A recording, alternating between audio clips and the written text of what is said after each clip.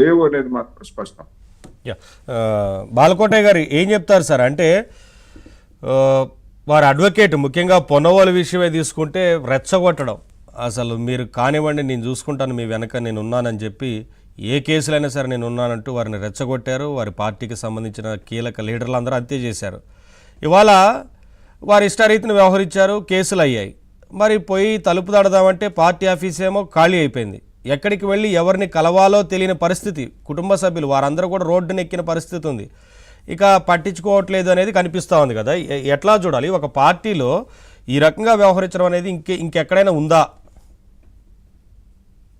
నవీన్ గారు నమస్తే. కోటేశ్వర గారికి చౌదరి గారికి కూడా నమస్కారాలు.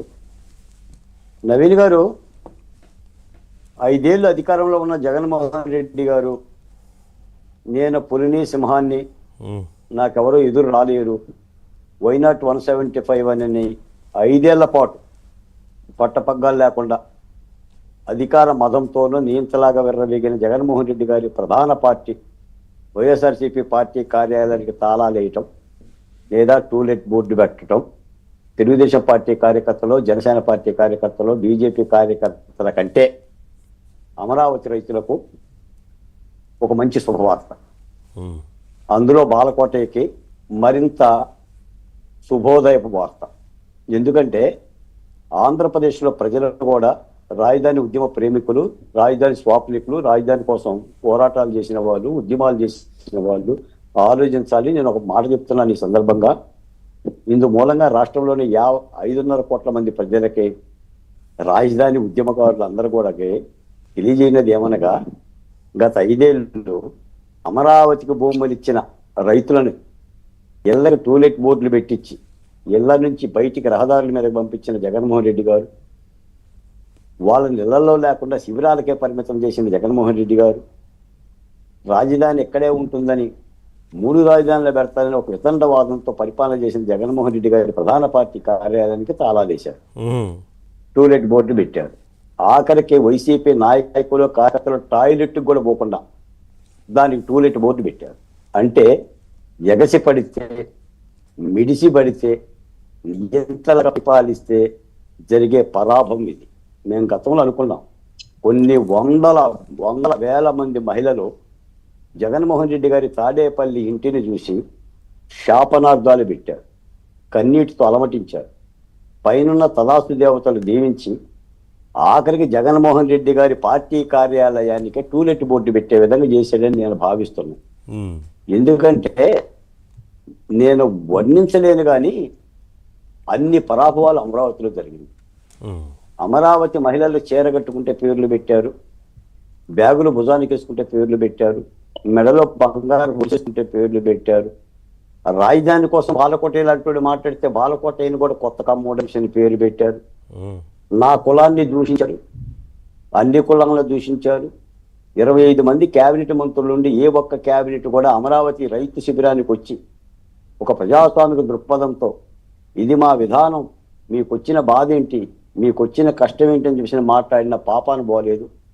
అటువంటి భయంకరమైన పరిపాలన చేశారు కాబట్టి జగన్మోహన్ రెడ్డి గారికి ఈ దుర్గతి పట్టిందనేది నా భావన. పోతే మీరు అడుగుతున్నది వైసీపీ పార్టీ కోలుకుంటుందా లేదా, కార్యకర్తలు కూడా పట్టించుకోని పరిస్థితిలో ఉంది, పరామర్శించలేని పరిస్థితి ఉంది అని అంటున్నారు. నేను చెప్తున్నాను, ఇది వైఎస్ఆర్సీపీ కాంగ్రెస్ పార్టీకి సంధికాలం.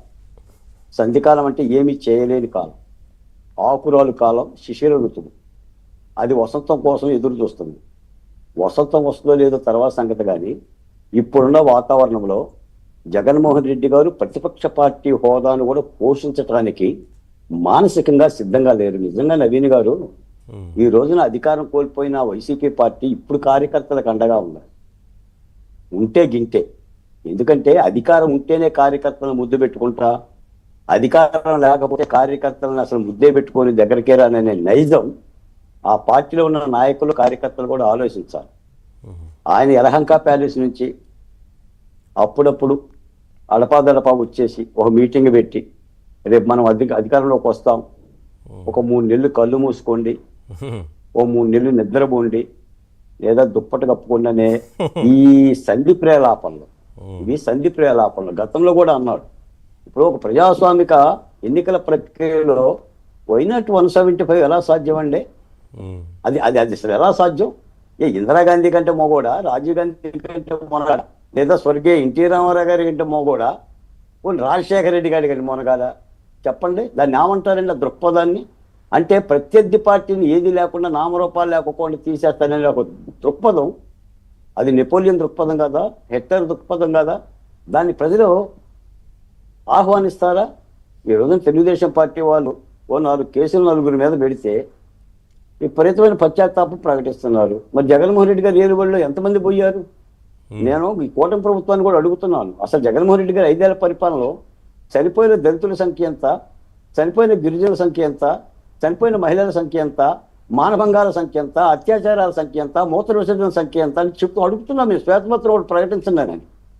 అంటే అలాంటి దుర్మార్గమైన పరిపాలన చేయటం వల్లనే ఈ దుర్గతి పట్టింది. ముఖ్యంగా ఏంటంటే ఈ రోజు జగన్మోహన్ రెడ్డి గారు ప్రజల ముందుకు రావడానికి కానీ, కార్యకర్తల ముందు మాట్లాడడానికి కానీ చెప్పడానికి ఏమీ లేదండి. గతంలో చంద్రబాబు నాయుడు గారు 23 వస్తారు